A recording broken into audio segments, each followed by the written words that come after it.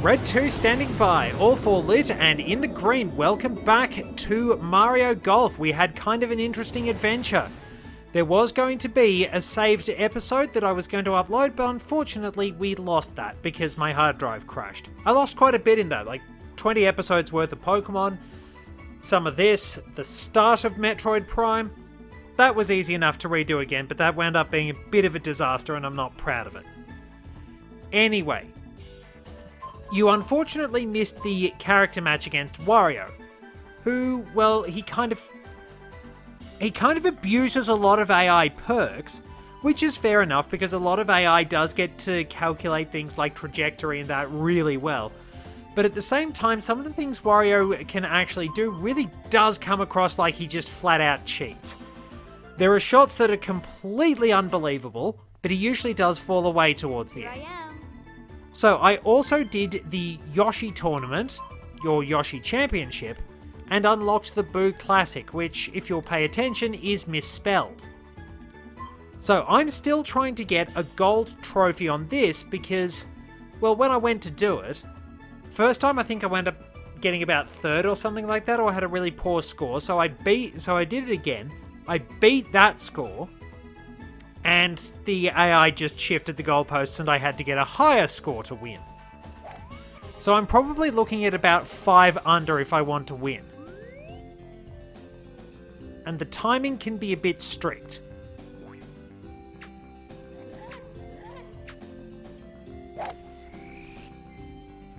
I have a bit of rhythm to get used to, and hopefully, while I'm getting used to the way the controls and that work, I'll be able to discuss the brand new Mario Golf game that's coming out. Gonna need one more on this one. About here.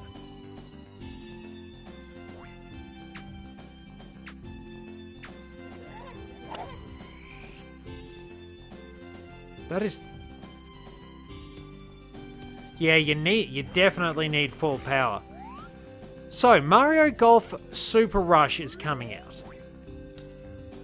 Super Rush is going to be a pretty interesting game because you got, well, it's a bit Mario Kart-ish in terms of how speed golf works, as far as I can see. So that's going to be kind of interesting along the way. That should be a bit of fun, but they are bringing back the single-player mode. This could be a bit of a tricky part. That's way too much. Nope, that's actually good. Once again, I am still absolutely terrible at predicting how my putts will go. So, if I put it about here, I should be able to swing it around. So, basically, there was a story mode actually in the handheld games. Getting a bit better on the timing, but there is a huge penalty if you use anybody who doesn't have a really good striking zone. It's part of the reason why I enjoy using Plum, but she does have a bit of a problem when it comes to these longer courses, basically.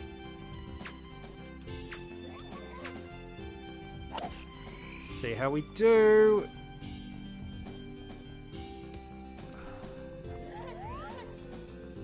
Yeah, being affected by the wind is starting to be a bit of a problem.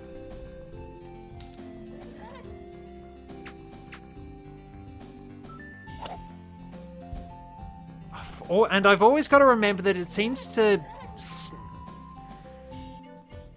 hook a bit. But, so, having the story mode back is actually pretty good. I like that touch because I was fond of that in the handheld games. It was the Game Boy Color version and the Game Boy Advance version had those RPG elements, which, in all fairness, is kind of interesting. Can I actually not have a very strong breeze? Thanks. Gonna need this. And about here. So, most of the time, like, those RPG elements were just sort of something kind of interesting, a bit of fun. Something, well, they did sort of help with the game's story mode. You could gradually build up all your skills. I wonder what will happen if I start putting. But at the same time, you kind of had... you had a pretty interesting mechanic because when you actually did improve all those skills, some of them would actually decrease, so you could manipulate stats based on that. You could also change what your height was because that was one of the easiest ones to work with. But another interesting aspect was that control and spin were pretty much governed by the same stat as far as I can remember. So it was really, really easy to set things up so your character had excellent control because leveling one stat in that leveled both of them. I'm going for a setup shot because I'm not going to get very far in the rain. Especially if I don't get the full power.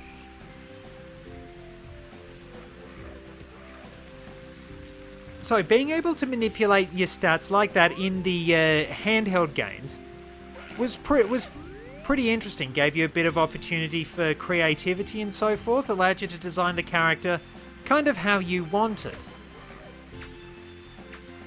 Interestingly, the RPG elements were removed in World Tour for the 3DS. Instead, you had... You basically had a whole lot of ridiculous clothing. And I say ridiculous because it was really, really fun. Oh, come on. Oh, close. I don't think it would have gone in. But you could make some of the most garish outfits imaginable, which of course was my goal. Because, like, as far as I'm concerned, the spirit of golf, that probably should have bounced out. The spirit of golf is bad pants. This was originally a game for old men in loud pants. It became a game for everyone over time, as it should be, but it was originally sort of the stereotypical golfer is old man in loud pants. So if I hit it about here, maybe it'll bend along. Put the side spin on it.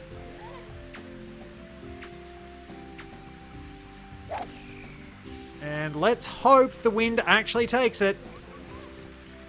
Well, it wound up the other side, but that could have been a lot worse. Now, this approach, on the other hand, I'm going to need a lot.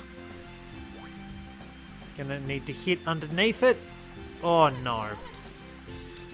Power shot. I think divot fairways aren't a friend for Maple because they kill her control.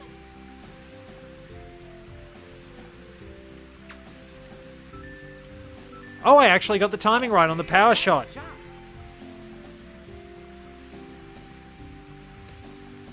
And of course, that's the one time it travels the distance I wanted to. I don't think I can win on this, metaphorically speaking, not literally speaking. So if it curves off that way, I want to hit it about there.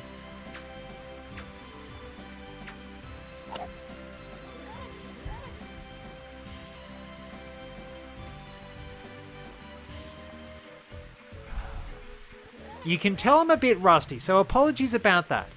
But we do have a lot of good ideas coming in from the handheld games for the console game. Interestingly enough, in the Game Boy Advance game, appropriately named Advance Tour, you actually got to meet some of the characters from the Game Boy version. They wound up making a return along the way. Now, if I get this right... I have not got this right. It was interesting being able to play against them too. I don't know how I managed to land in that bunker every time. I mean, it is punishing. I probably should be using a character with more control. Because it's really, really punishing. So if it zigzags off that way...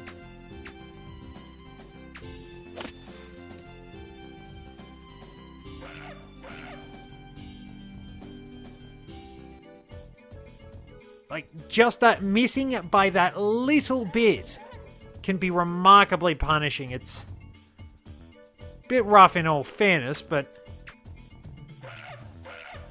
at least my putting's doing okay. But yeah, we had RPG elements in the handheld games. You got to meet I think the playable characters from the original game, including Kid, who has become an expert since. And you also had Neil and Ella, the two new players. I'll have to put the names of everyone up, I think. Yeah, because I've unfortunately drawn a blank on them. But yeah, Neil and Ella actually played out slightly differently. Because of the way the leveling worked, you raise some stats, some lower. The way their shots worked, Neil's naturally decayed as such into a higher shot. If you didn't level Neil's shot, his shots would go naturally higher. Ella's went naturally lower if the stat wasn't leveled. This meant that Neil was really good in the GameCube version if you transferred him there, but Ella had a slight advantage in the Game Boy Advance version. Well, I got the timing right. We're going to take a shortcut, which, as we all know, is the longest distance between 2 points. Not enough in the wind. Even with full power, I don't think I'd have got over there, which is kind of disappointing.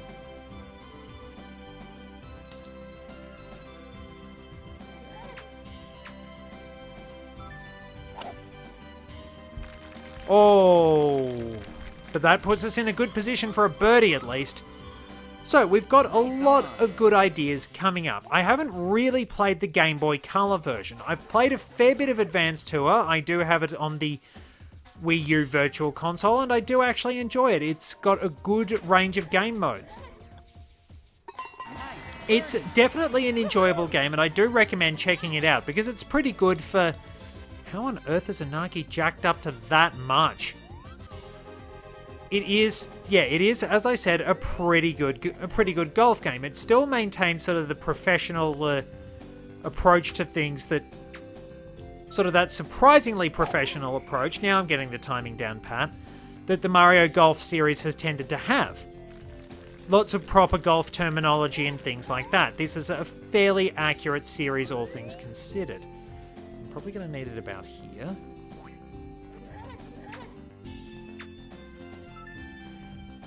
And just being able to go through that stuff. Oh, yeah. I needed less power on that. That just went, but I could make a part from here. Gonna need to go a fair bit harder, though. I am still going to be thinking out loud, but I also am hopefully going to be able to talk about the actual Mario Golf games and my feelings on those. I just will have to concentrate sometimes. I think that should be okay. Ah! That's a bit mean. Especially since some of my other ones that should have bounced out like that haven't.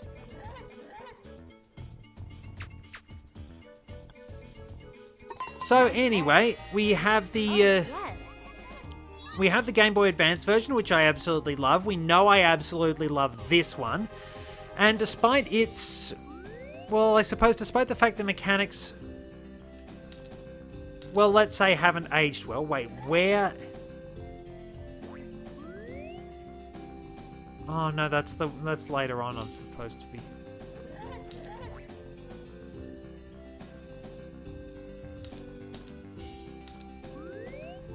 Yeah, it's later on I need to be blasting that one. I want to set up shot about here, I think.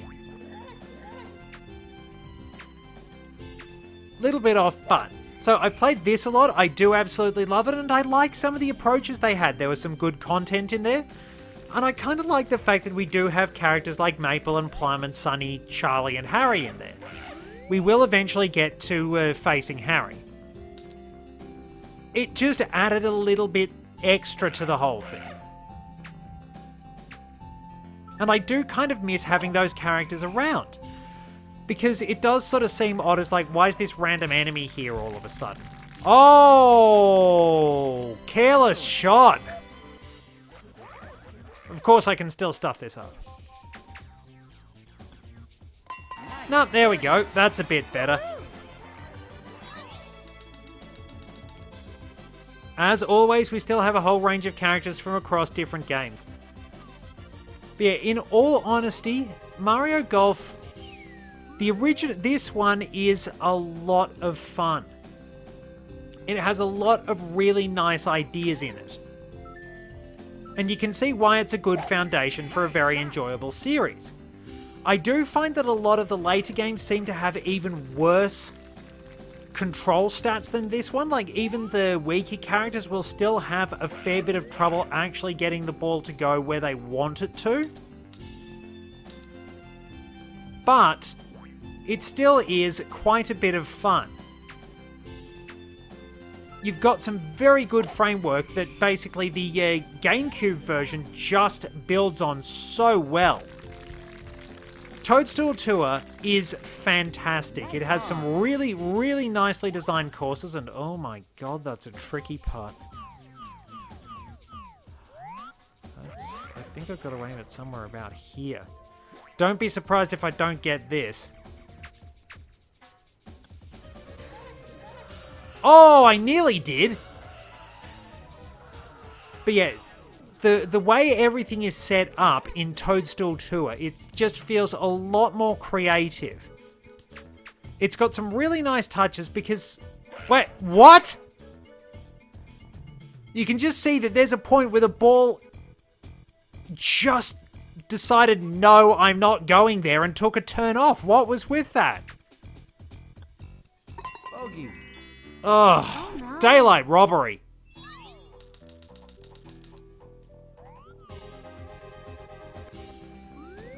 So yeah, mildly irked about that in all fairness.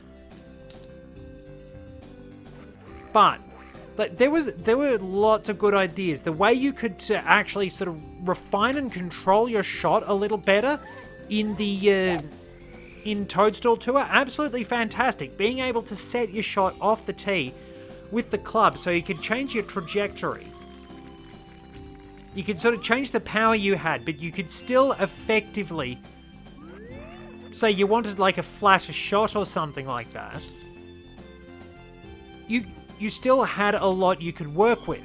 There was even more control.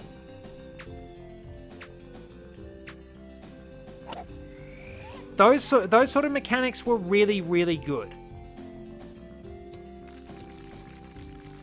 It just felt a hell of a lot better.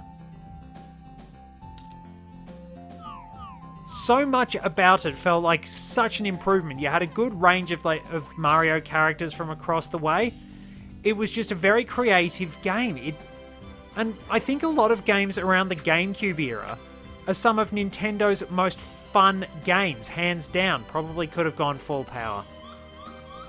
Nice on. Still in line for a birdie, but it's a tricky putt.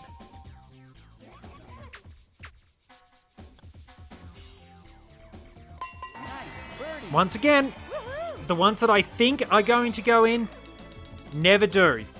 The ones that probably shouldn't always seem to, and I really despise this one. If I aim it about here, I might be able to get it. So, I can't praise the GameCube version enough, even though I don't get to play it as much as I should. It's got even more content, it's got really creative ideas, it plays so well. It's just a delight it's just honestly a delight all round. Basically, like I was saying, I think that the GameCube era actually has some of Nintendo's most creative and entertaining games. They were sort of behind on a lot of things, in a sense, so they were actually able to just sort of go nuts. And I legitimately believe that they probably are at their most creative when things are going against them in the market. Like, they can be a bit... Well, I don't think they're truly lazy, per se. It's kind of hard to say, because in a sense there's something. Something is missing. That much is clear, and it's not Mario. We don't really want to talk about that one. But there is definitely, I feel, something missing when they actually are on top of their game and leading the market. Oh, in the bunker. probably... when they've often been behind, I think when they've just gone ahead and experimented with a whole range of things, I think that's where some of their best games have come from. Oh, I'm getting a bogey on this one. I should have hit that one with way more oomph.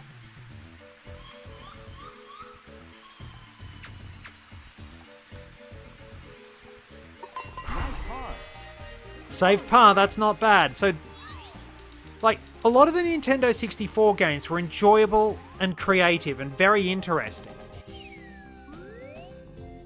There was even more of that in the GameCube era. So many strange, weird, and wonderful games. Like, it's janky as all hell. But Mario Sunshine is still a really beautiful game with some interesting ideas.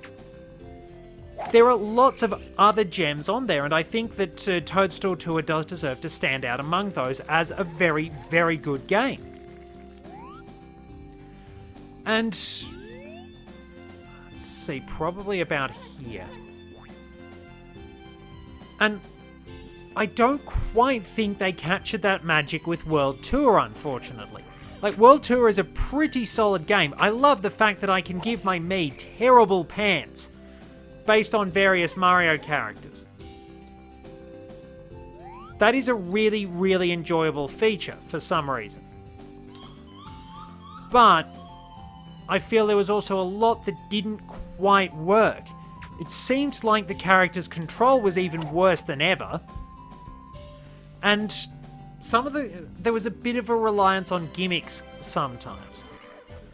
Like, those gimmicks could be fun. I'm going to be honest, there were some pretty fun gimmicks, but some of them were a bit annoying as well. It's not a bad game, all things considered. I don't know, maybe it just doesn't quite have the same charm as these games. Now, I never ever seem to land this one in the right spot. Might have to go just that bit further. This is going right in that bunker, isn't it?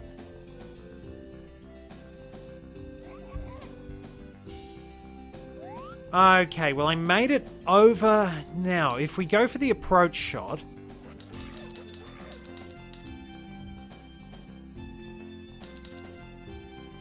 I might be able to get a little more oomph out of this.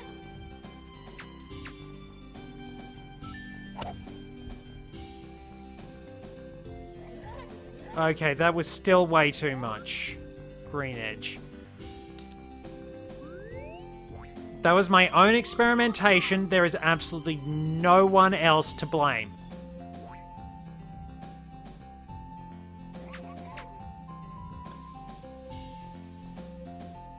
Oh no! I nearly saved it, but I don't think... yeah, I should have done way less power. Should have done way less power. I've got to avoid getting bogeys on the last one. I've got to use my power shots now. Unagi's score is starting to drop. Now, if I put it about there, we finally don't have any breeze. But basically, I just think that World Tour had a little bit less character overall. I can't quite put my finger on what it was. Sometimes... there are just those qualities that you can't quite describe as such. That element of soul, as it were, that I've talked about before. Nice shot. Like, it's why I can enjoy something like Bomberman 64. But some other Nintendo games I'm not going to enjoy as much. There's got to be that little something else. That special quality, and I don't think World Tour had it. Not compared to all the other Mario Golf games. Like the Game Boy Color version, I have played a bit and it actually did pretty well, all things considered. It's a good precursor to the Game Boy Advance version, which is also really, really good. And this looks like it's going to be a really crap hole.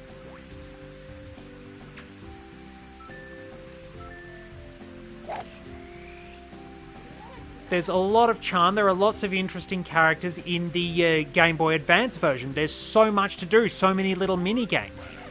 That Game Boy Advance, the Game Boy Advance era was definitely one of the best for Nintendo. I think that game, they weren't necessarily commercial darlings, but boy did they have some entertaining games.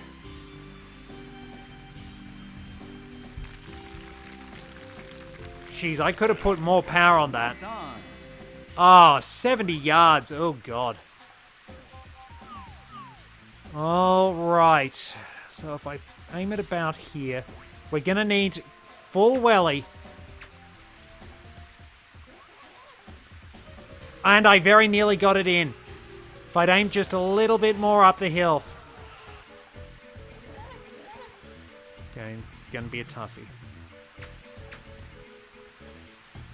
Nice par. Right, now I don't know if I can actually succeed given I got 4 under and...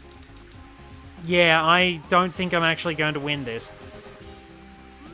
Maple might not be the ticket. I think it's going to have to be my man Yoshi.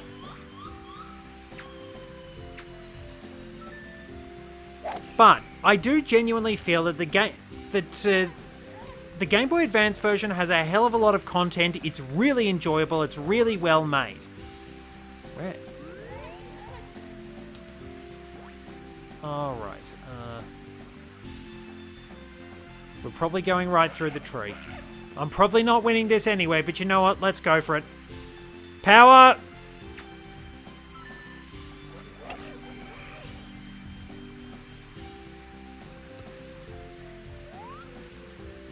Oh well. Now, if I pulled out a miracle shot from the rough...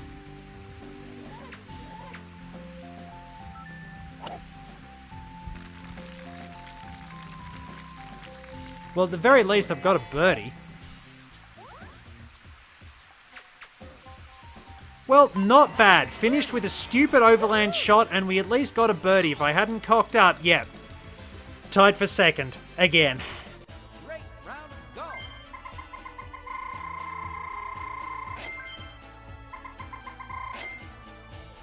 Well, so we've nearly unlocked the next course. So once again, probably what I'm going to do is we'll sort of fast forward through the next course. Yoshi has slightly better control, doesn't hit it as far, but he's not as affected by the breeze. Alternatively, we could actually try out the Fat Man with a German voice actor, who I think at this point might not have had a German voice actor. We can give it a try. Yoshi, I know, does hit the ball fairly low, so we'll give Yoshi a try and see if he can rack up the points on his own championship. I've surely got to...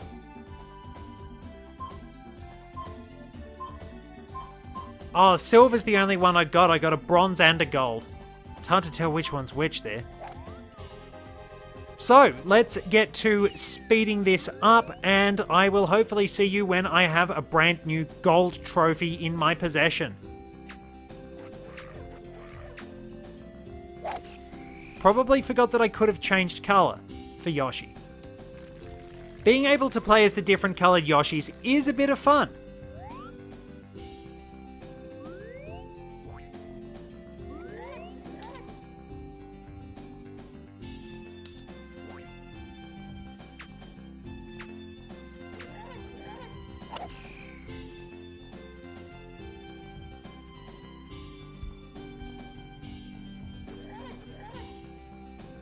Where's that one going? It's not stopping.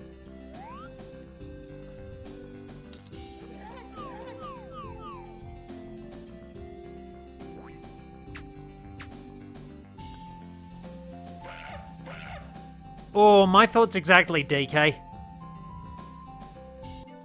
But yeah, for those who are paying attention, you will wind up getting a few noises from DK which actually are taken from Mario Kart 64 when he gets hit with something. Nice par. So, started out with par again, not too bad. And Naburu's in the lead.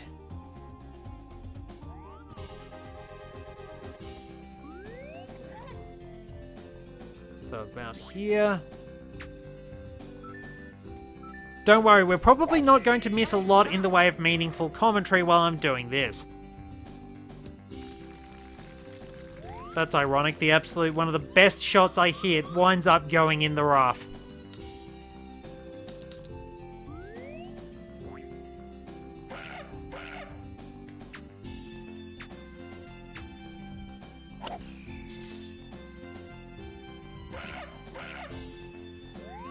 The monkey speaks for all of us.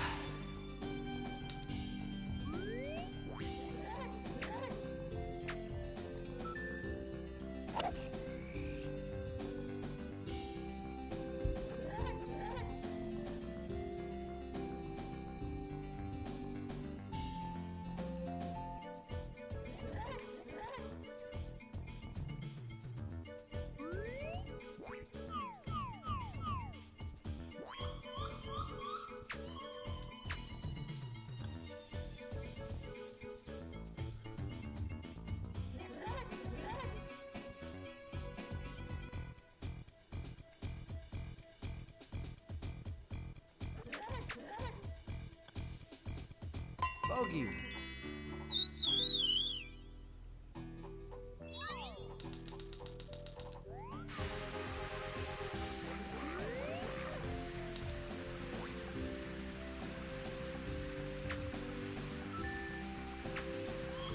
One thing I will actually definitely say in favor of the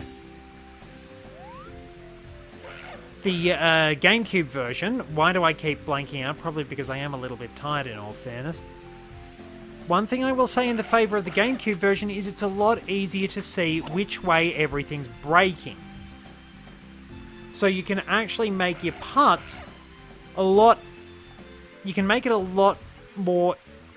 Well, it's a lot easier for you. That's the best way of describing it. It's much easier to work out exactly where it's going to go because you have, rather than just the grid, you actually do have like little arrows and things like that.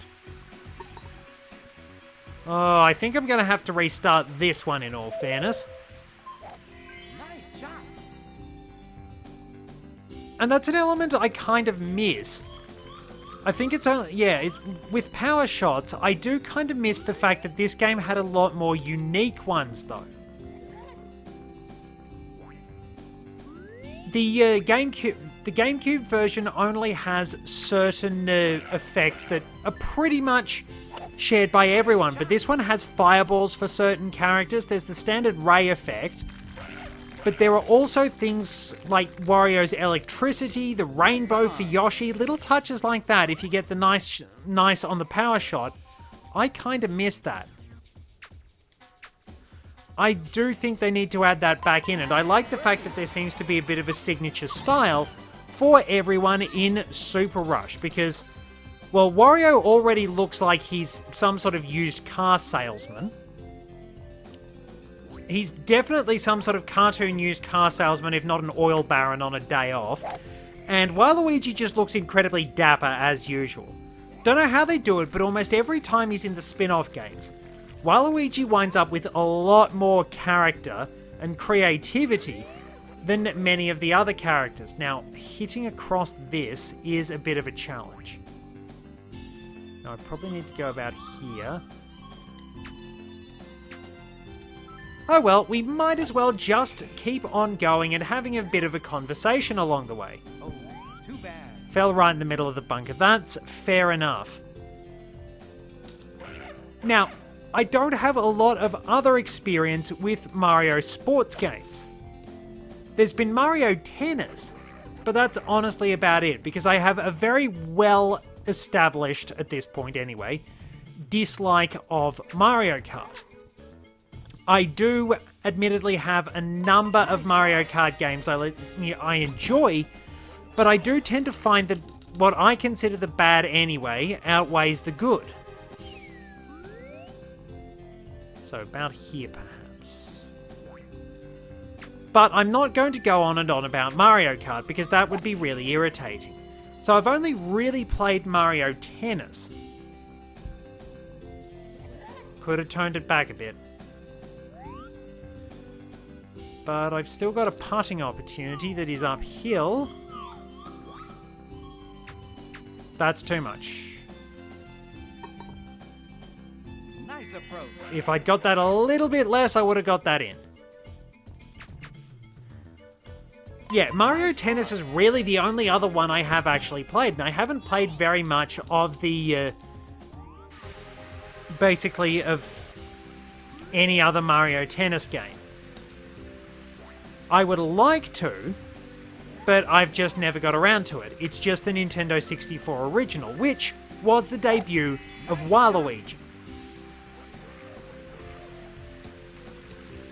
Ah. Well, that sucks. We'll have to go up the hill.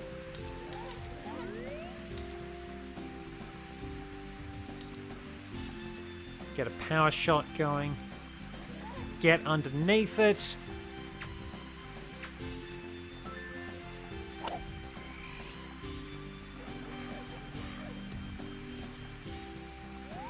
Oh, the rain is a nuisance.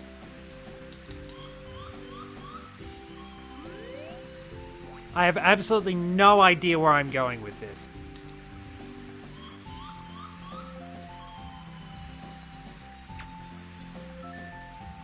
Somehow I got perfect timing. The Yoshi Overland.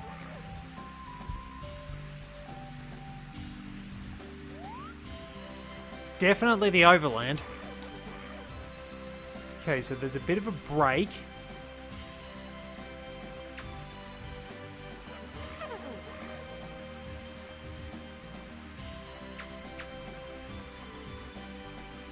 Needed more power than that. The finesse... Toadstool Tour has a lot more finesse than this game. Not being able to exactly measure your shots can be a bit irksome with this. But at least we escape with par. If I go quiet, I'm probably concentrating, which does admittedly hinder my ability to converse with everyone. Because I do really want to find out, like, what sort of Mario sports games have you enjoyed? I don't really have as much experience with those, but they've generally been pretty good. I mean, we've had Mario Sluggers, which is fair enough. A baseball game seems pretty interesting. We've had the Mario Strikers games, which I suppose I've played a little bit, but they are so utterly ridiculous, so brilliantly comedic. They're actually pretty enjoyable games, and I would love to see another one of those, because I absolutely love football. Debating whether I should call it soccer or football. As far as I'm concerned, it still will be football. That's going in the bunker. Oh, too bad. This is such a hard approach to make. So I bet you're all wondering how I ended up in this situation. Apparently, trying to take any shortcut over this bunker winds up putting you in this bunker. I don't know why the ball seems magnetically attracted to this bunker. If you try to hit out of this bunker, you hit the top of the bunker. This is the bunker. I hope I can find the clip, because this is the bunker from which Wario pulled off a ridiculous chip shot to actually wind up screwing me out of success on a hole.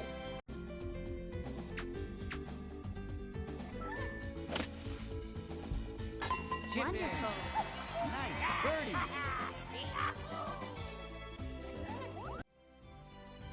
Let's see if I... Just absolutely mongrel it. We're at least out of the bunker. So, I have been trying to take the most direct routes that I can within reason, but I don't know, the timing a little bit off? Am I still a bit rusty? Either way, we've managed to escape from this one with par. We'll wind up taking it from here. I unfortunately lost some pretty good commentary as a result of this. But that's okay. You know, I could probably just wind up keeping the rest of this. Away we go! There we are, there we are. Now we watch this all fall apart. So the first few holes have been absolutely terrible. We had a few shockers, and I'm not ashamed to admit that I just decided, you know what, I'm just going to wind up save scumming because, well, I need to get this done. I want to get that gold trophy just for the sake of it because, well, I'm a bit of a perfectionist. Oh, is it going off the cliff? It stopped on the very cliff top. Okay. Now if I put it about here, get underneath it. Nope, that should do. That will go very nicely, very nice. Shanked off to the side a bit, but I think this run is starting to look a bit better.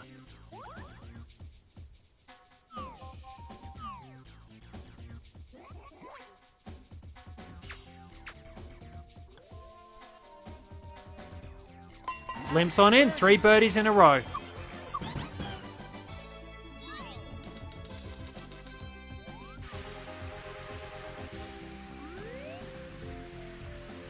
It's not that I can't play characters who were affected by the wind. It's just that I've got more practice with the ones who have flatter trajectories. I need that practice. I know I definitely need that practice, and I'll probably be using Maple for the foreseeable future. It's just that when I do need to get something done, I've got to go back to the tried and true. And just doing that winds up working pretty well for the most part. I mean, interestingly enough, I told in my 2-year anniversary the story about how I finally beat the 150cc Star Cup after nearly 100 tries. Interestingly enough, that's way too much. I did not intend for it to be that much. Interestingly enough, the cart I used was the pipe frame. Well, that was dumb. Bogey. That wasn't very bright. You got to see me be brilliant for a while, and I got to gloat for a bit, so you can watch me sort of suffer under my own stupidity. So yeah, the pipe frame was the cart I ultimately wound up using. And I'm not sure why the pipe frame worked. Maybe the game was just merciful, but sometimes going back to the simpler ones rather than the complex combinations does actually work. And I'm always going to have my go-tos. I'll mess around with things like Mario Tennis, obviously, because I'll be using characters like Waluigi, I might use Boo, I might wind up using DK for laughs. DK is sort of a running gag for us, interestingly enough. There's an interesting question for the day. Do you have a character who's sort of running jokes? Do you have a character who is constantly associated with little running jokes? Donkey Kong has kind of been that character for me and my brother. So I'm probably aiming... That should be good. Yep. Same trend as before. Nice touch. I feel that's really patronizing. Nice par. It's just sort of, it makes a sharp turn away after running out of steam. Always, the ones I think this is going to be good, nothing happens. The ones I think, oh, this is crap, it's strange. But yeah, Donkey Kong, for some reason, probably because of his stupidity in Super Smash Bros., has become a bit of a running joke. We like having DK around doing his various stupid things and accidentally getting himself KO'd and things like that. In Donkey Kong 64's multiplayer, Yellow Tie DK, the palette swap with that aforementioned yellow tie, has become a bit of a running joke. Because, for whatever reason, when they're wearing his yellow tie, DK always manages to screw things up somewhere along the way. We don't know why it is, and it's almost like an official running gag that if we do poorly, we are yellow tie DK. No matter what, yellow tie DK just never seems to do well. This is going into that bunker, isn't it? Too bad. Should have spun it against the wind. We're looking for trouble. We were looking for trouble. Oh, perfect timing out of the bunker. It's not going to go far enough, but it's a decent shot. Probably should have put the spin against the wind. Alright, time to do something stupid. Something I've never quite done before, and that is a stupidly long-range punt. Which way is it braking? Ever so slightly this way. Away we go. Oh, with a little bit more power, I think I'd have made that. Should have done a proper shot, though, in all fairness. I got a bit carried away.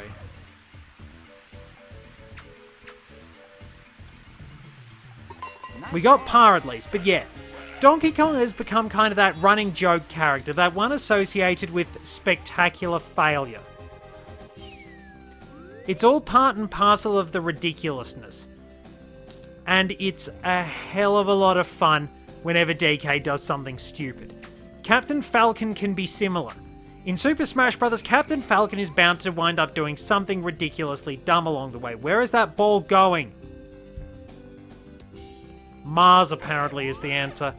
I could have put even less welly on that. Well, we finish with a par. Nice par. And I finally didn't get robbed of the victory. We get the gold trophy and we unlock the final course. Oh, that's a doozy. So, now we can improve on my frustration by having the promised match play.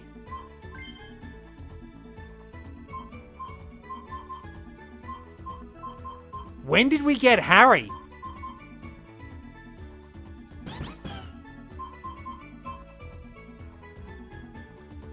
Ah, there we go. Tell you what, I'll pit Maple against Wario. What are Wario's different colours? That is still really sensitive. We've got sort of Game Boy Wario, we've got Blue Wario, Game Boy Wario, and sort of a Waluigi-ish, old Mario-ish Wario. Oh, sweet, I'm going to select this one. Just bear with me a tick. Here we go. In its earliest form, this is what I dubbed Bad Cosplay Wario, because when I originally saw this playing Super Smash Bros., I thought it looked like Wario was doing a really terrible Mario cosplay, so we just wound up with a whole lot of interesting nicknames for Wario. So we had Bad Cosplay Wario, we had Greengrocer Wario, because for some reason the green with the brown overalls kind of reminded us of a greengrocer. One of my friends thought his light blue and pink outfit looked like a BBC Kids presenter, something from one of their really, really trippy shows. And believe me, the BBC does a lot of trippy stuff. So we don't really want the bet stuff involved, we just want this. We want our match play. And I've got a headwind again.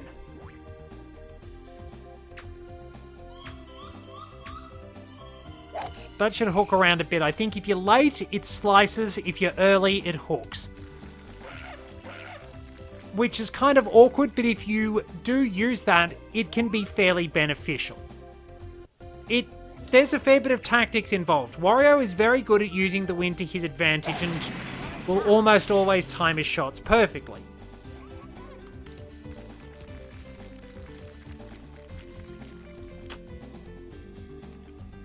He can produce the goods from even the trickiest lies. Which I suppose brings in an interesting story. I'm not going to be safe scumming for this. If I lose, I lose. I'm still rusty. I related the story about Perilous Palace Path and how the AI manipulated results in that particular Mario Party game. But in all fairness, the AI is actually prone to doing this with a lot of games. For example, it's very good at creating an illusion for us in fighting games. That's not bad, that's makeable. See, because of the way the AI works, the fact it can do everything without having to worry about timing and things like that. Where is this going? Effectively, you only wind up winning because the AI decides that it wants you to win. Essentially, kind of like Mario Kart, but just applied to an entire game style. I'm going to need a little bit more oomph on this.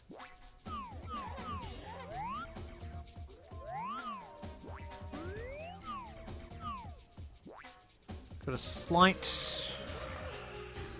Right, so... That should do nicely. Hey, for once I predicted one right, but yeah. Fighting games don't need to do all the fancy combos. They don't need the button inputs for all the fancy combos. That really should be going in for Wario. So they don't need the button inputs to do all the fancy combos. They can react faster than you. They can guard faster than you. There are all these little things that they can in a sense read your inputs, and basically you will only wind up winning because the game lets you win. It's very good at making non-optimal plays, but you'll see things like this with worms, for example. It's very easy to make an AI that can manage to fail spectacularly. It's very easy to make an AI that can abuse every single advantage. It's very difficult to make an AI that can fail convincingly. Because you'll either get ones that are as dumb as rocks, or just flat out, quote-unquote, cheat. There are obviously certain perks to being an AI in a video game. A lot of things that we as humans don't get to exploit. What's the best way for me to do this? I think it's going over the trees? Oh well. If I screw this up, it's my own fault. Power!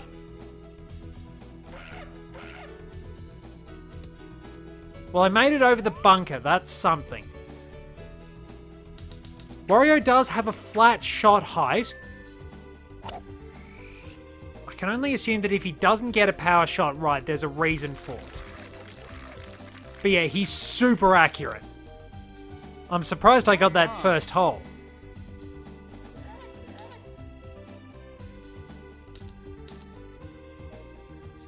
Reduce the 9 iron about here.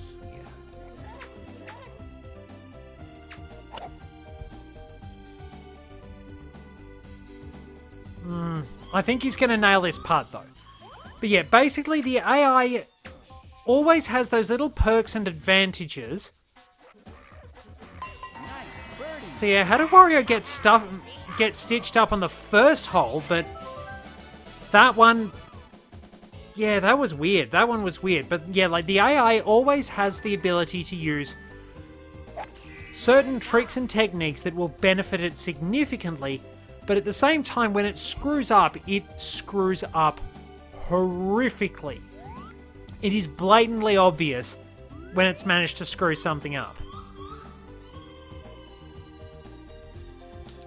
I'm gonna need this one. If I line it up about here, I need pretty much a perfect shot. It's kind of interesting. There'd be a lot of science behind it because that's...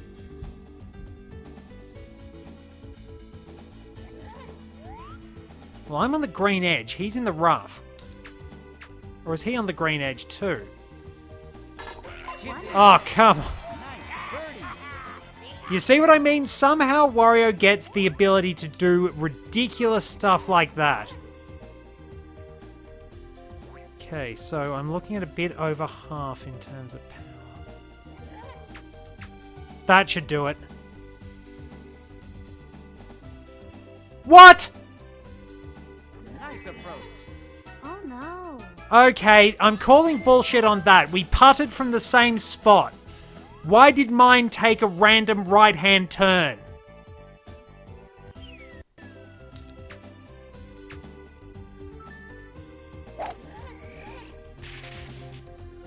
So yeah, it's things like that.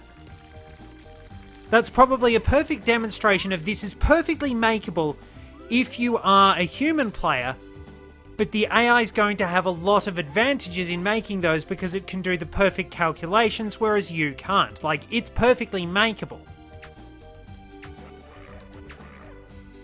With the right timing, the right technique, and a little bit more accuracy, I could well have made that. Let's be honest, that was makeable. And unfortunately, on this occasion, I didn't make it. Okay. That's fair enough, but the question I have is how does the AI manage to do it flawlessly? And that's sort of where that quote-unquote cheating bit comes in. It's not so much cheating as more using as many natural advantages as possible. Sort of like how we have certain things we can do, like I have the power to save scum, the AI doesn't.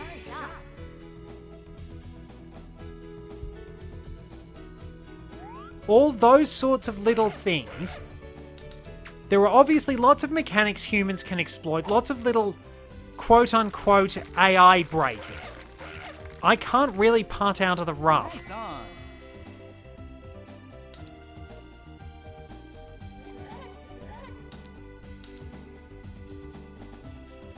Okay.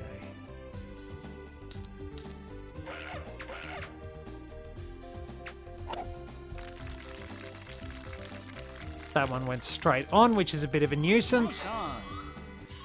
Sadly, from a really strong position, I'm going to wind up halving this hole. That's too much. Nice birdie. So yeah, there are lots and lots of little things that will often wind up skewing in the AI's behavior, but there's only so much it can do. Nice birdie. Like, basically, when you're dealing with a computer, computers will do exactly what you tell them to. But they'll also do exactly what you tell them to. You have to be incredibly specific. For example, let's say I'm trying to tell somebody, please make me a peanut butter sandwich. Or a honey and peanut butter sandwich, or whatever you like. Vegemite and cheese, let's say, because, well, Australian. I tell you that, you pretty much know what to do, don't you? You know how to make a sandwich. You've retained that information. You've got your own little routine that your brain can correctly trigger to go and get that sandwich. Computers, you have to be very exact. You can't just say something like that. You've got to be very specific, or else you're going to wind up with something weird happening. That's a good shot. That's my best shot on this hole for a long time.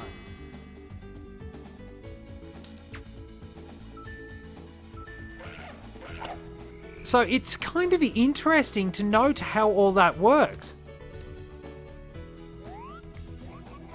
Because there's a lot of careful calculations, a lot of exactitude, and you can wind up with a lot of bugs if you don't get everything exactly right when you're telling the computer what to do. So, for example, let's say you wanted to get a computer to make a sandwich.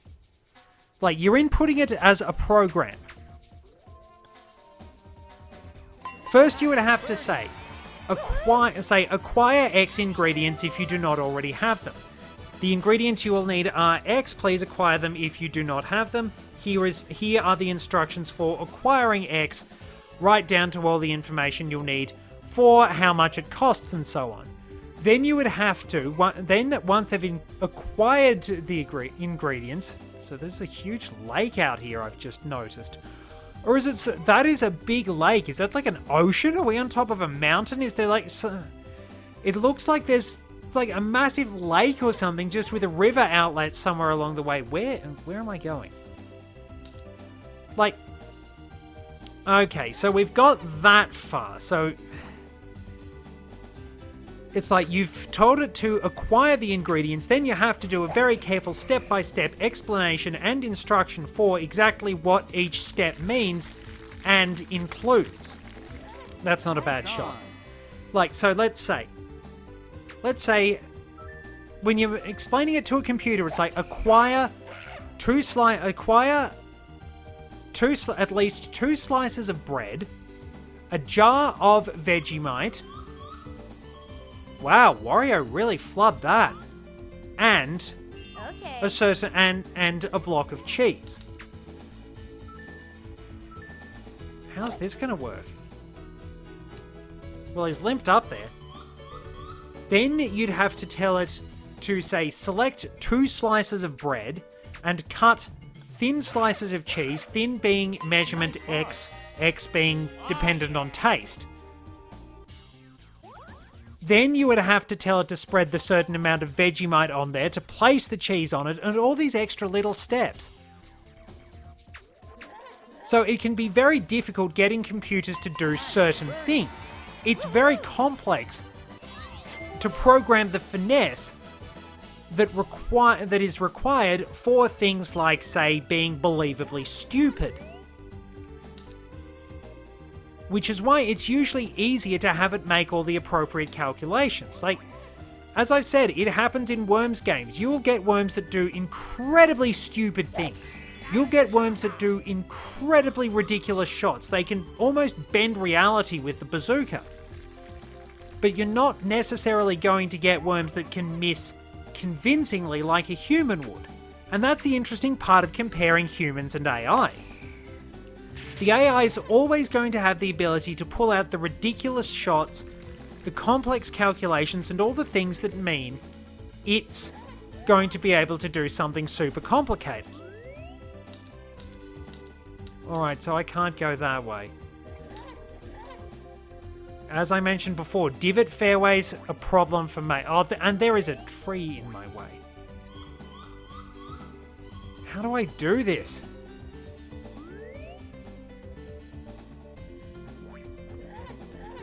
I put that there.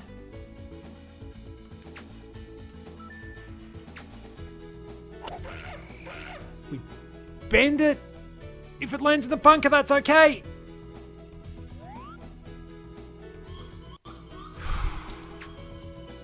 Did just enough. Yeah, Wario got to do what I was trying to do, but Maple really does not go well on divot fairways. I would have had to time perfectly or nothing. Jeez, a crow.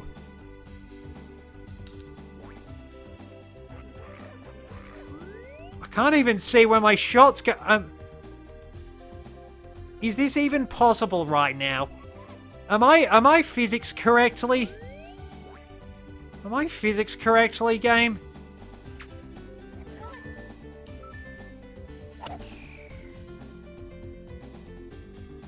Oh, too bad. I had no... I did not put myself in a very good position. I'm gonna have to concede this one, I think. Because even if Wario misses, I'm still at a big disadvantage.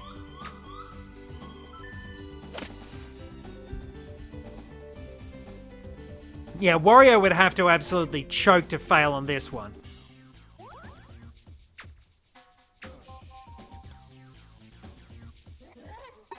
Nice eagle.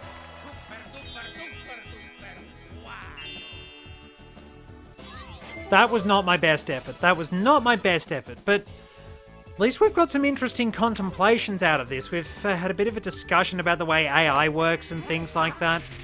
Because that's the thing, it's never really cheating per se. Now, if the AI is flat out breaking the rules of the game, that's cheating. If like this, it's giving itself an unfair advantage. That's not necessarily cheating. It's making the shots a human player with sufficient skill could do. But Because the human player does not necessarily have the ability to make all the mathematical calculations, it can come across to some people as pretty much cheating.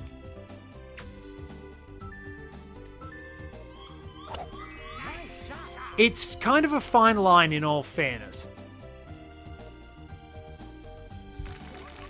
Oh, very nice. See, that's Nice on. not a bad shot. I can make certain calculations and do certain things that the AI necessarily can't in a number of games. There are many moves that actually wind up exploiting how the AI works in some games. For example, the Soul Calibur series has a number of what's known as AI breaker moves. Moves that the AI simply doesn't guard against very well. Lots of tactics to get past it, because in those games the AI has a tendency to abuse pretty much every perk of fighting game AI. Now, sufficiently skilled players can do a whole lot of ridiculous things in fighting games. You just need to look at what the best players in, say, Super Smash Bros. Or Street Fighter can do. But that requires a lot of practice, and for the casual player, they're not going to be able to do a lot of those fancy tricks. You have to make things pretty much believable. Now, I can't quite make that. How do I get an overhead view of the course, I wonder?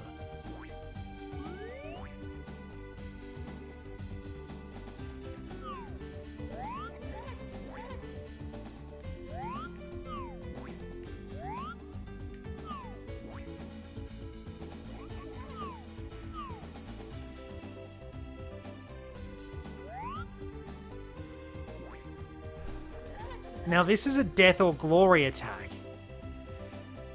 If this goes wrong, I'm in a lot of trouble. I don't think I should do that. I should not do that. I should set about here and play sensibly. Now, if I had somebody who could hit a bit further, I'd have gone for that in a heartbeat. And I'll demonstrate some of the stronger characters later on.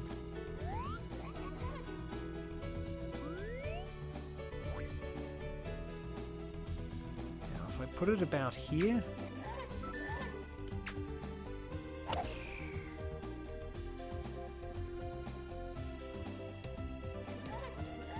That's really rough. And not in the sense of landing in the rough. That's, I thought I should have had better distance than that. Maybe I should have hit underneath it.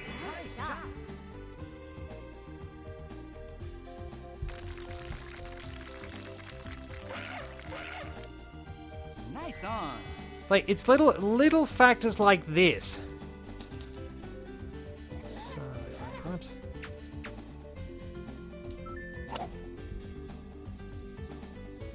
Maybe I need to actually aim straight if I've got the 9 iron.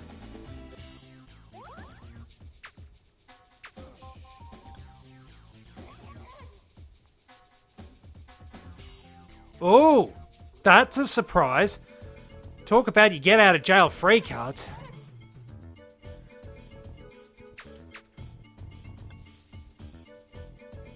Nice par. Now, he can't possibly screw that up. Because thing is, when the AI screws up badly, it's very noticeable and you think, how on earth did they miss that? Now, here's the thing. Human players can still make the same mistakes. It's still entirely possible for human players to make really, really crappy mistakes. But that's the thing. We know we've made a spectacular mistake that is well beyond what we should be doing. When the AI does things like that, you wonder, well, it's ridiculously good at what it does. How did it mess that up? Alright, let's do something a little bit stupid here. With perfect timing, we land on top of the mountain. I mean, it's not a bad spot, but it's probably easier to do a straight hit over the mountain.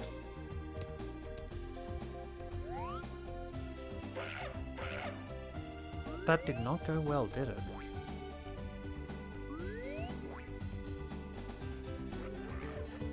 This was not as intelligent as I thought it was, which may not surprise you.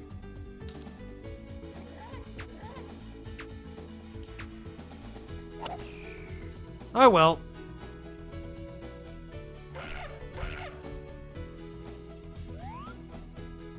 If I'd put a bit less power on it.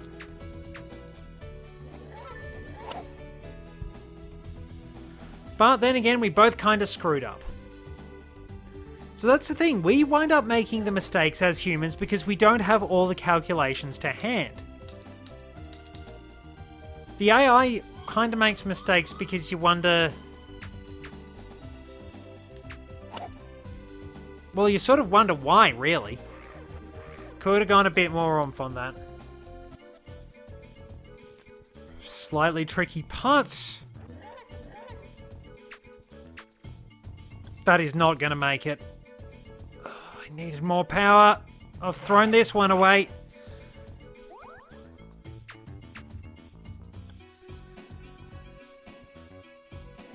Wow, we're both terrible.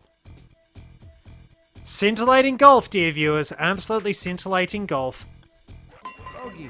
So there you go. That's what I mean as a perfect demonstration of how does the AI do something so silly. Like, we do that because we miscalculate, we don't press a button at the right time. Things like that. It's like... The AI probably has fewer excuses for doing something so bizarre. Because of what its maximum potential is. Me, I've got plenty of reasons why I can wind up doing something stupid, because I'm an idiot and I think that something's going to be really creative. But you know, like, what do you think would make something interesting for a video game AI? Or at least, what's your favourite way to manipulate the AI? Because we have so many strange methods of manipulating the AI, of bending things to our advantage when we know how it works, that given the opportunity, we can be incredibly creative.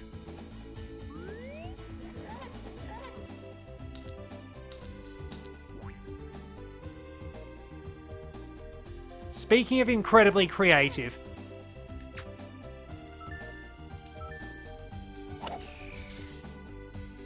I hit the top of the trees, didn't I? Into the rough.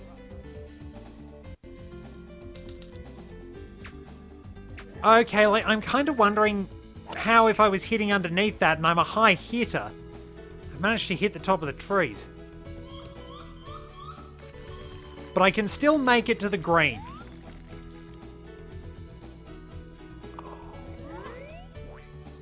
Dear Lord. Why did I think that was a good idea anyway? Somewhere about here ought to do the trick.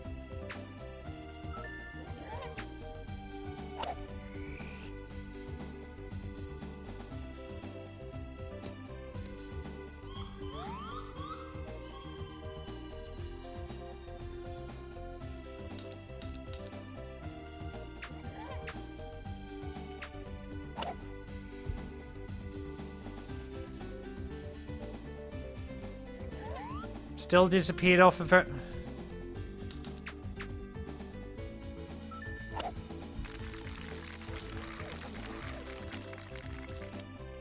You know what, Wario? You earned that one.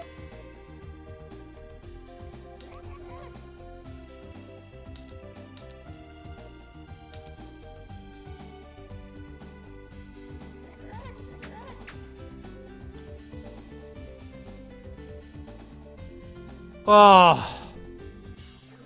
I nearly at least got par, but what on earth? Nice birdie. Yeah, I stuffed up that one by trying to be creative and bend it around. I should just play sensibly, but I've just always... See, it's that sort of element of let's be creative, let's see how we can use the mechanics of the game to our advantage that are almost always screwing me up. That's going to be an awkward part for him. Now, if I'm careful, I know it's going over this way. So if I aim about here... I did want a bit less heat than that, because I know this is going to go about 1,000,000 miles away.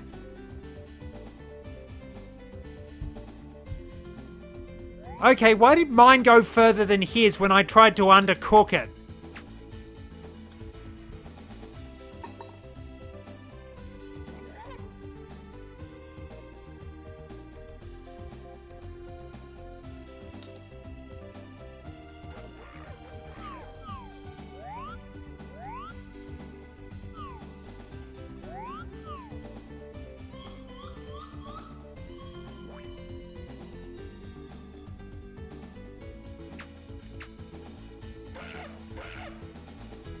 Okay, I was deeper in the rough than I thought.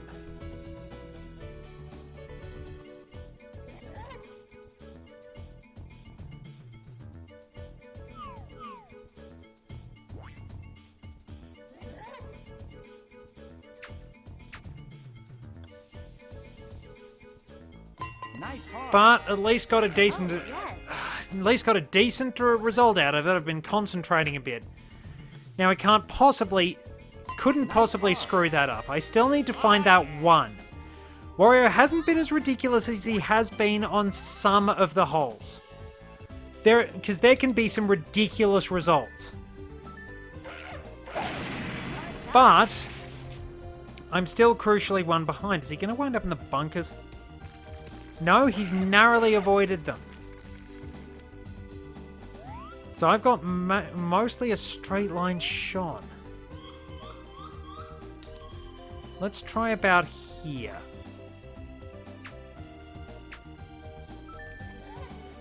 I always have to be very careful with my placement. So if I haven't really planned things out for this particular episode in terms of my broader commentary, but we've at least got some interesting topics. The nature of AI, how everything works, and... This is terrible.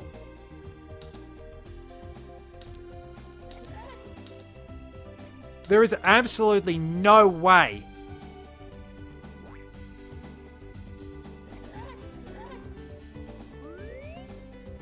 I can get an advantage from this. Unless...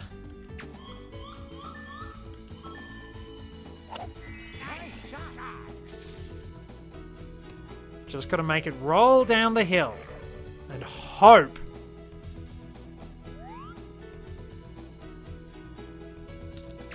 It seems I'm really gonna have to come across more because I was planning a good approach, but divot fairways.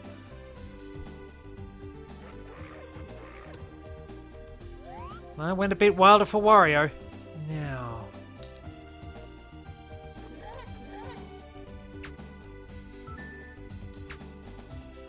see if I can finally calculate an approach shot properly.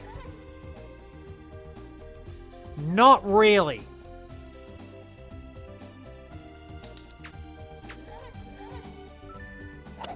So I suppose since I've been working on the fly, just sort of deciding to do this on a bit of a whim, I've kind of run out of a few topics along the way. So I've got to make this one. It breaks a little bit. That ought to do. What? It broke the other way. I thought it was going left to right, but it went right to left instead. And Wario's missed. See, when I miss, it's believable. When he misses, not so much. Still got to work out where that next one's coming from. Oh no.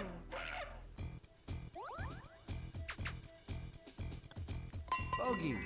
But we haven't seen as many ridiculous shots from Wario, and that's kind of frustrating because I really, really wanted to show off all the stupid things he could do. We already know he starts out pretty well. I don't know what's going to happen when he doesn't get the power shots going. But it's going to come right down to the wire, and we've actually got a pretty decent contest on our hands. Now, if I put this about here... the fact I still have my power shots could come in handy. still wound up in the bloody rough.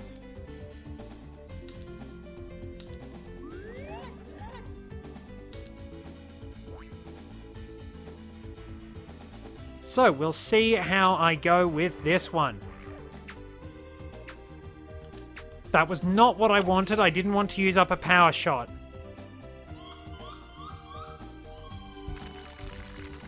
Got onto the green, which is nice, but I could have aimed a bit further. Nice on.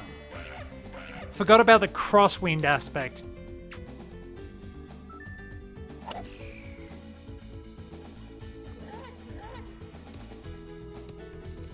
At the very least, I've got a good putt.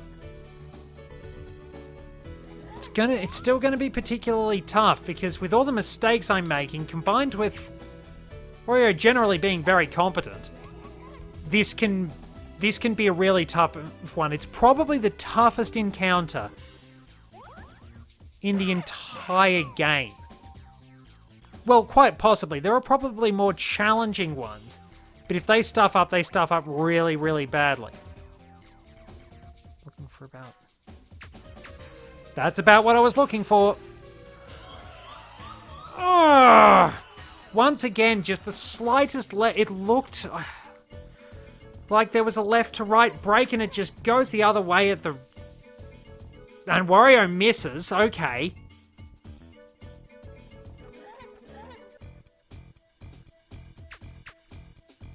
I'm not calculating those breaks right. I keep thinking they're going just a little left to right. And then it straightens. Okay, get that. And there we are, we're even again. Oh, yes. A lot of this is on me. I'm frustrated at my own failures, okay? It's certainly not the game. As I've said,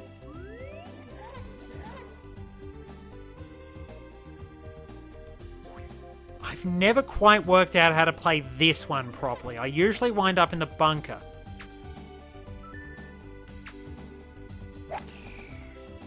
Not getting the timing right on that. Are we in the rough? We're in the rough. I can at least make a little chip in from there. If I got the timing right, I probably actually would have overshot. I needed a little less power.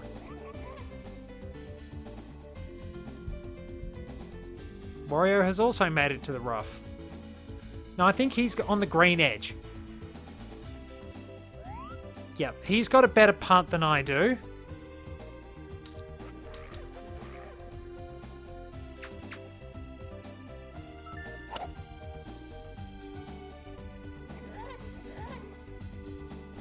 A little bit more power and I might have made that in.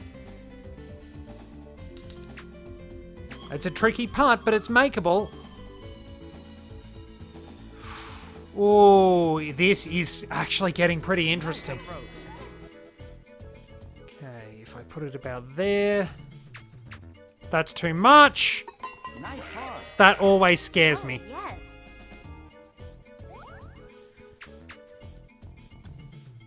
And soft touch. It's getting tight going into the last 3 holes. All to play for. Now this one, oh man, I'm probably going to need to aim about here. Probably about here.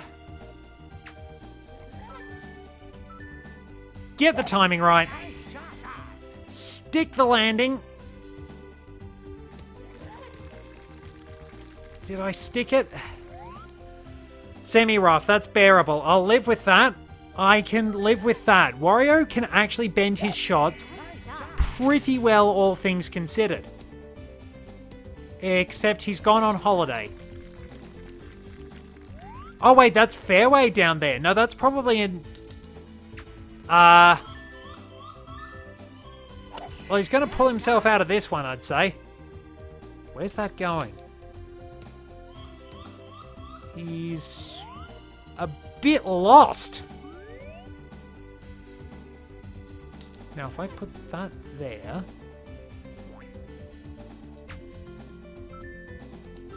There we go. This should be okay. Now that I've said that...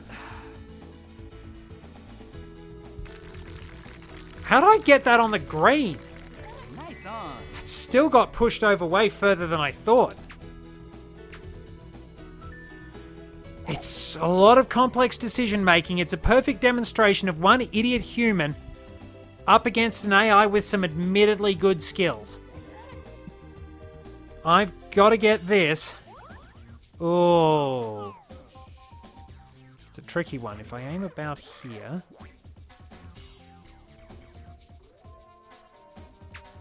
That's not enough.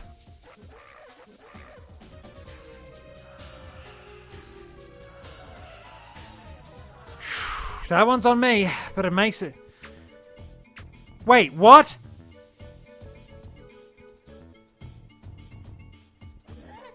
If I get this, I've got the lead and... Jeez Louise. I did not deserve the lead for that one.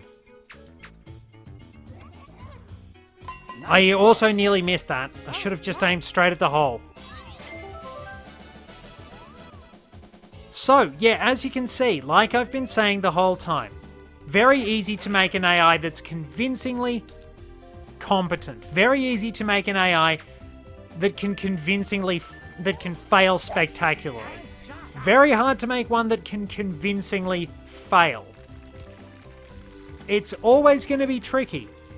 You're always going to have that fine line between artificial brilliance and artificial stupidity. It's been a perfect demonstration, and as we get to the end of a fairly long adventure with some of my worst play imaginable, yet I'm still in the lead after a narrow and exciting contest, I hope we've learned a lot, so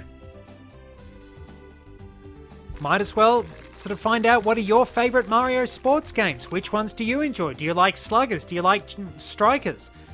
Do you enjoy the Mario Golf games as much as I do? Do you have fun with Mario Tennis a bit more often? Whatever it is, I hope you get a lot out of it because there is really so much to do. Oh god, that's ugly.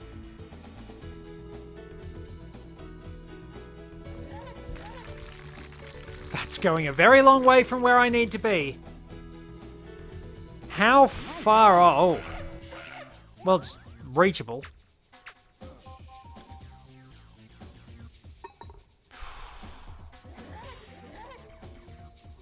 Well, that gives me a bit of breathing space, and if we draw this, or if I get this, wait, it shouldn't be too hard. If I get this, I go straight. Yeah, that would have skipped over, judging by how fast it was traveling. Oh, no! And then I've got this jank.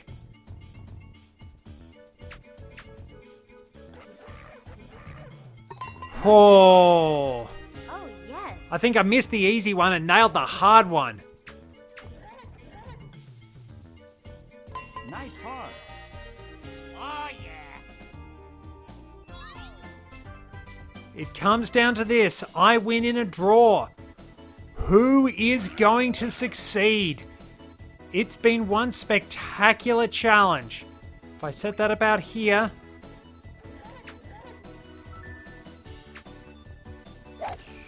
Let's have some fun and hope that doesn't wind up going too far away. We're fine. Everything's good now. We're fine. We're all fine. We're fine. How are you? Wario's probably going to attempt a cross-country shot. Nice shot. If I got the right timing on that, it would have been okay. So can I try for a cross-country? Okay.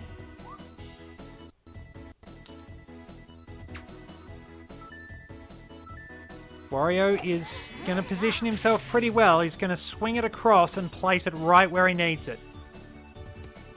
Or not. I am not going through the trees. I'm in a good position. I don't need to stuff around. We've all seen what happens earlier on in the challenge when I do something stupid. So let's be sensible. Let's take our setup shots because I win in a draw. About here. And I just have less power than I'd like.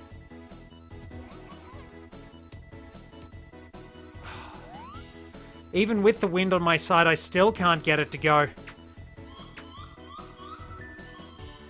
That's let Wario back in the game.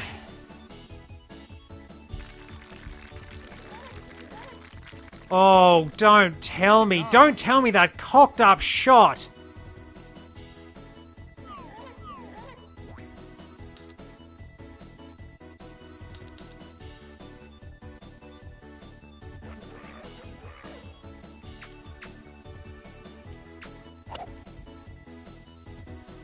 Needed a bit more oomph. It would have been an okay putt. Wait, he's over.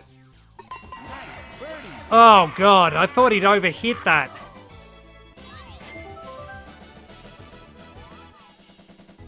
I completely buggered that up, and now we've gone to sudden death. Just that little miscue, that little bit of power cost me. And now God knows where it's going to go. Do we have any power shots? But for the first time, we do at least get to see what sudden death is like. We're playing at night. I still have my power shots. But I don't want to use them.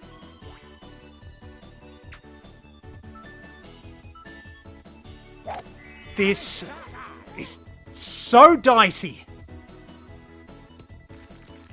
Oh, that's a good position to be in. Assuming it doesn't go too far down the hill. The wind is at my back. It's... Wario is a little... I'm further away.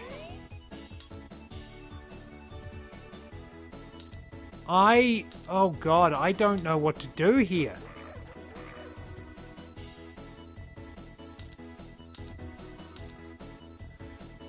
I really don't know what to do. Because... Now, if I had the ability to switch my power on my pitching wedge so that I could target the right distance like I do in Toadstool Tour and beyond, then I'd be fine.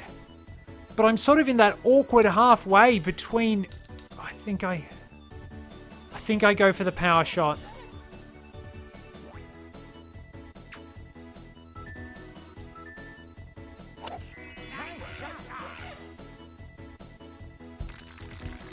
Oh, I made the right decision. Nice on. Let's see what happens. This is...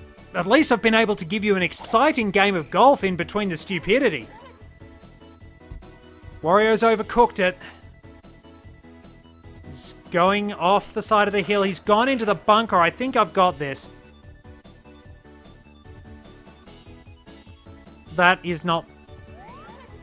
He's in the semi-rough.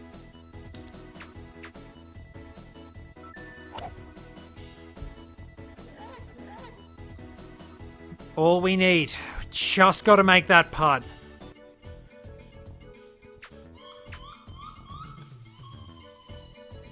Wario has made his. That's fair enough. I've had a few like that. Oh, nice! Fireworks! Oh, this is a tricky one, but we made it before. We putt for show. We drive for show, but we putt for dough. Come on. That's too much. Nope, not too much. Whew, what a game. What a game. That was quite a contest because, well, I was a moron. But what a game. That's a good way to wrap things off after my frustration with the course trying to win the championship and having to resort to save scumming. A game like that, a tight finish to sudden death, that's what you want, and I think I can be happy with that. We've had some interesting discussions along the way too. Don't forget to share your favourite Mario sports games and why, and what you think about the AI getting to use all those little perks and advantages. It's fair enough, but how fair is it really? How does it balance out being able to manipulate things a certain way as humans, like being able to save scum, for example? Interesting considerations. There are things we can work out that they can't. That was sort of the point of comparing making a sandwich. I can tell somebody to just go make a sandwich, they'll make it. You have to be very complex with a computer. So far, this has probably been a lot better than what I thought I was going to get. I think things are going pretty well. I'll have to find something to discuss for the next Mario Golf session, but we are pretty good. Thank you very much for joining me. Till next time, this is Red 2, returning to base.